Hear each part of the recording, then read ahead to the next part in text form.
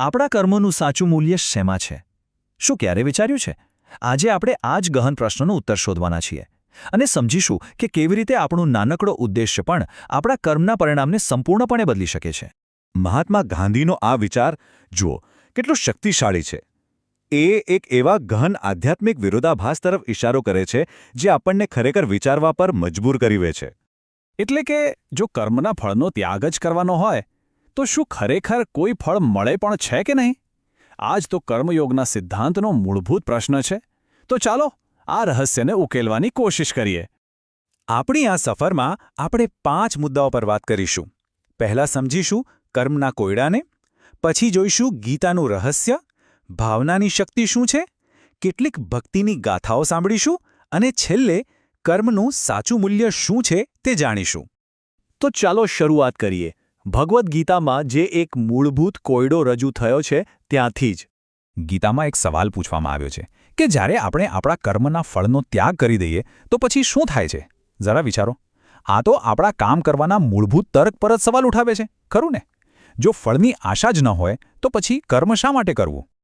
પણ મજાની વાત એ છે કે ગીતા પોતે જ આ કોયડાનો એક એવો જવાબ આપે છે જે કદાચ આપણે વિચાર્યો પણ ન હોય. આ રહસ્ય છુપાયેલું છે નિષ્કામ કર્મના સિદ્ધાંતમાં. નિષ્કામ કર્મ એટલે શું? એટલે કે ફળની ચિંતા કર્યા વગર, આસક્તિ વગર બસ પોતાનું કર્તવ્ય કરવું.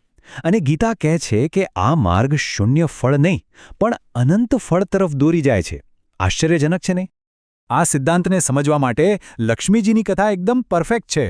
એમના સ્વયંવરમાં એમણે કોને પસંદ કર્યા? એવા એકમાત્ર વ્યક્તિને, ભગવાન વિષ્ણુને, જેમને લક્ષ્મીજીને પામવાની કોઈ જ ઈચ્છા નહોતી. જો કેવી રીતે ઈચ્છાઓનો ત્યાગ જે સૌથી મોટો પુરસ્કાર બની જાય છે. અને આ કહેવત ન માગે તેની રમા થાય દાસી આ જ રહસ્યને કેટલી સુંદર રીતે સમજાવે છે. સાચી સમૃદ્ધિ એને જ મળે છે જે સ્વાર્થ વગર કર્મ કરે છે. પણ સવાલ એ છે કે આવું થાય છે કેવી રીતે? નિસ્વાર્થ કર્મમાં એવી તે કઈ શક્તિ છે જે તેને આટલું પ્રભાવશાળી બનાવી દે છે? એનો જવાબ છે ભાવના. જુઓ, સીમિત અને અનંત ફળ વચ્ચેનો તફાવત માત્ર એક જ વસ્તુ છે અને તે છે ભાવના. એટલે કે આપણો શુદ્ધ ઉદ્દેશ્ય, આપણી ભક્તિ. બધો ખેલ કર્મનો નથી પણ કર્મ પાછળની ભાવનાનો છે. આ કોષ્ટક જુઓ, કેટલું સ્પષ્ટ સમજાવે છે. સામાન્ય માણસ શું કરે છે?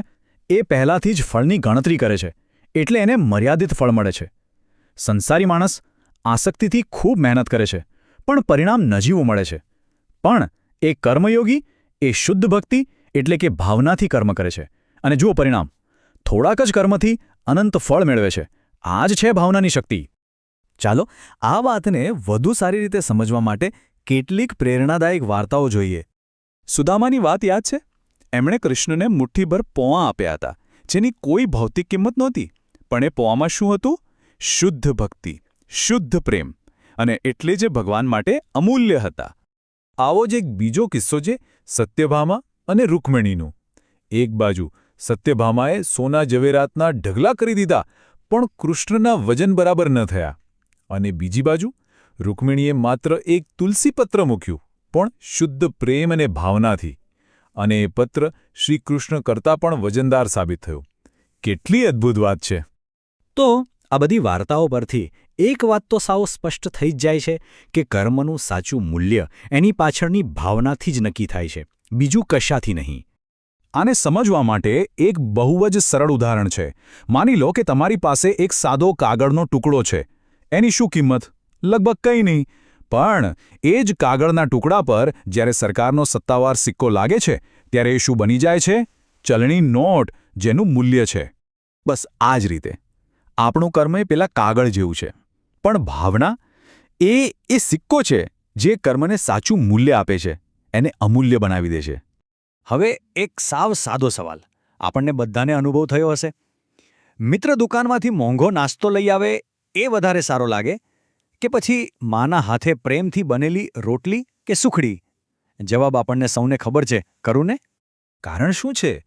કારણ કે માના હાથથી બનેલા એ સાદા ભોજનમાં ભક્તિની ભીનાશ ભળેલી છે, પ્રેમની ભાવના ભળેલી છે. અને જ્યારે એ ભળી જાય પછી બીજું કશું જ જરૂરી નથી રહેતું. તો ચાલો આખી વાતનો સારાંશ જોઈ લઈએ. પહેલી વાત કર્મનો હેતુ કર્મ છોડવાનો નથી, પણ ફળની આસક્તિ છોડવાનો છે. બીજી વાત, અનંત ફળ મેળવવાનો રસ્તો છે નિષ્કામ કર્મ. ત્રીજું અને સૌથી મહત્વનું, ભાવના જ કર્મને સાચું મૂલ્ય આપે છે. અને છેલ્લે, કોઈ પણ કાર્યનું મૂલ્ય એની કિંમતથી નહીં, પણ એમાં રહેલી ભક્તિથી મપાય છે. અને આ બધી વાત આપણને અંતે એક સવાલ પર લાવીને મૂકી દે છે. આપણે જે પણ રોજિંદા કામ કરીએ છીએ, ભલેને એ ગમે તેટલા નાના કે મોટા હોય, એમાં આપણે આ ભક્તિની ભીનાશ કેવી રીતે ઉમેરી શકીએ? આ એક વિચારવા જેવો પ્રશ્ન છે. આ જ વિચાર સાથે આજે અહીં વિરામ લઈએ.